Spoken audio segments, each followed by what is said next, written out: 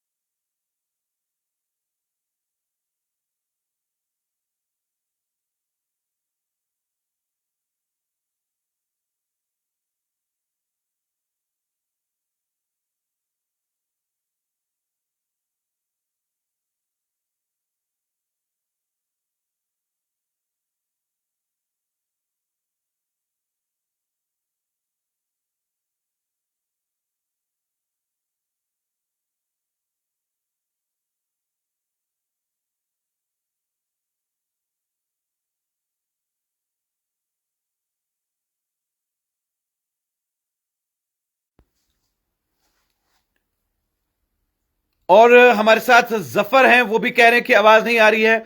आपका भी बहुत बहुत शुक्रिया, लेकिन मुझे लगता है कि अब उम्मीद है कि ये आवाज जो है ये अभी आ रही होगी।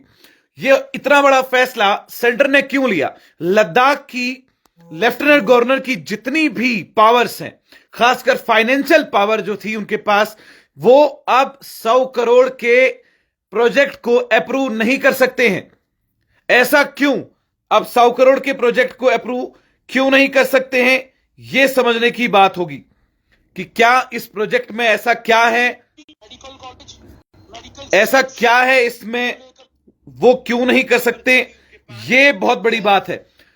फारूक साहब, अभी आवाज चल रही है। जफर, आपका बहुत बहुत शुक्रिया कि आपने वक्त रहते ये बता दिया। मेन रीजन, सेंट्रल गवर्नमेंट को लद्दाख में ज्यादा डायरेक्ट कंट्रोल चाहिए। लद्दाख एक सेंसिटिव बॉर्डर रीजन है। चाइना और पाकिस्तान दोनों बॉर्डर्स लगते हैं। डिफेंस, इंफ्रास्ट्रक्चर और सिक्योरिटी रिलेटेड प्रोजेक्ट्स में गलत फंडिंग या डिले का रिस्क नहीं होना चाहिए। इसलिए सेंटर ने डिसाइड किया कि बड़े फाइनेंस डिसीजन दिल्ली से ही अप्रूव होंगे। दूसरा यह हो सकता है कि लोकल एडमिनिस्ट्रेशन पर एलिगेशंस हैं। कंसर्न रिपोर्ट्स के मुताबिक फंड्स का यूज सही तरीके से नहीं होता है। काफी प्रोजेक्ट्स बिना प्रॉपर अप्रूवल के पुश किए जा रहे थे। फाइनेंशियल इनडिसिप्लिन, पैसा सही रूल के हिसाब से नहीं चल रहा था। इसलिए गवर्नमेंट ने बोला कि कंट्रोल टाइटन करना जरूरी है। यानी कि कविंदर गुप्ता अब आने वाले वक्त में लद्दाख के 100 करोड़ के प्रोजेक्ट्स को सैंक्शन नहीं कर पाएंगे। 100 करोड़ के प्रोजेक्ट को सैंक्शन करने के लिए कविंदर गुप्ता को भी सेंटर से इजाजत लेनी पड़ सकती है। लद्दाख में पिछले कुछ महीने में ऑटोनॉमी, जॉब रिजर्वेशन और स्टेटहुड को लेकर जबरदस्त प्रोटेस्ट हुए, जिसमें सोनम वांगचुक को भी गिरफ्तार किया गया। गवर्नमेंट चाहती थी कि डेवलपमेंट प्रोजेक्ट्स में फुल मॉनिटरिंग हो। जब रीजन पॉलिटिकली सेंसिटिव हुआ तो सेंटर जनरली पावर अपने पास ले लेता। ट्रांसपेरेंसी काम में और अकाउंटेबिलिटी क्या है? सेंटर चाहता है कि हर बड़ा प्रोजेक्ट जो लगभग 100 करोड़ रुपए तक दिल्ली से चेक होकर पास हो, ताकि पैसे का मिसयूज ना हो, डुप्लीकेट या अननेसेसरी प्रोजेक्ट्स में वो पैसा सही मायनों में लगाया जाए। और दूसरा, फंडिंग नेशनल प्रायोरिटी के हिसाब से हो। स्ट्रेटेजिक डेवलपमेंट का फास्ट ट्रैक।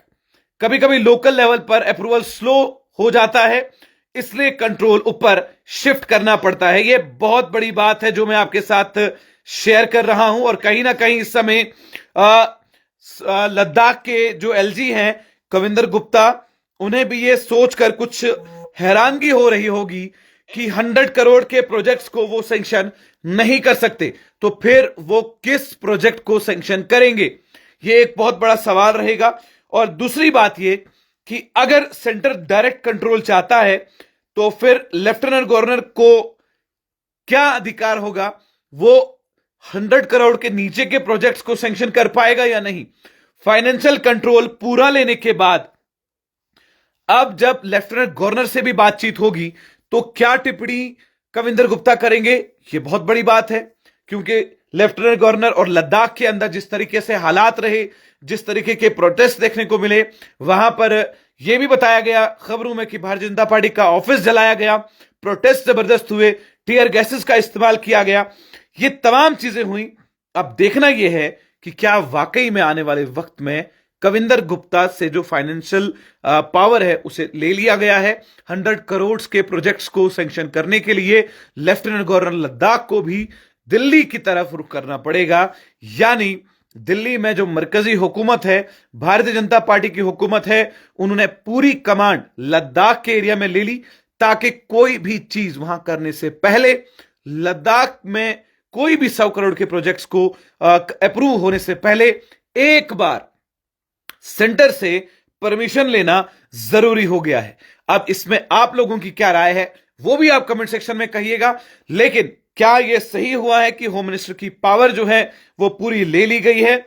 और अगर वो पूरी ले ली गई है तो इसमें क्या कुछ नतीजे निकल कर आएंगे वो भी आपके साथ साझा करेंगे, और क्या कुछ इसमें लोगों के रिएक्शन आएंगे वो भी आपके साथ साझा करेंगे।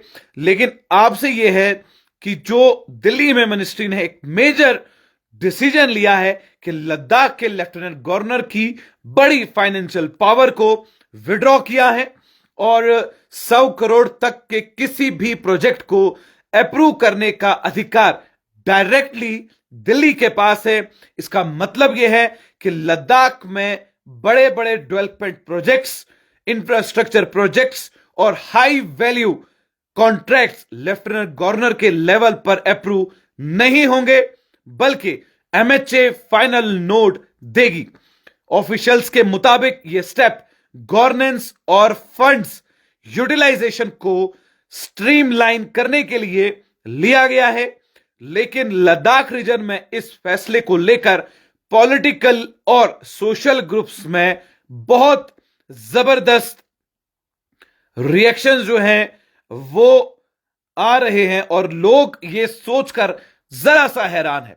लेकिन क्या कविंदर गुप्ता का इस पर कोई रिएक्शन आया है या नहीं आया है वो भी हम जरूर चेक करेंगे और वो भी आपके साथ साझा करेंगे कि कविंदर गुप्ता का कोई रिएक्शन इस इतने बड़े फैसले के पास आया है या नहीं आया है।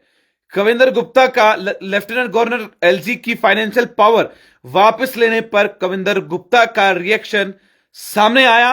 उन्होंने इस डिसीजन पर कोई एग्रेसिव या नेगेटिव कमेंट नहीं दिया, लेकिन इतना जरूर बोला कि लद्दाख के लोगों की आवाज सुनी जाएगी और हर इशू को डायलॉग और कंसोलिडेशन के थ्रू रिजॉल्व किया जाएगा। कविंदर गुप्ता का कहना है कि रीजन में डेवलपमेंट, रिप्रेजेंटेशन और गवर्नेंस को लेकर जो कंसर्न है उनके सोल्यूशन बातचीत और कोऑर्डिनेटेड अप्रोच से ही पॉसिबल है। उसमें हल्ला गुल्ला या प्रॉपर्टी को जलाना यह सही नहीं है।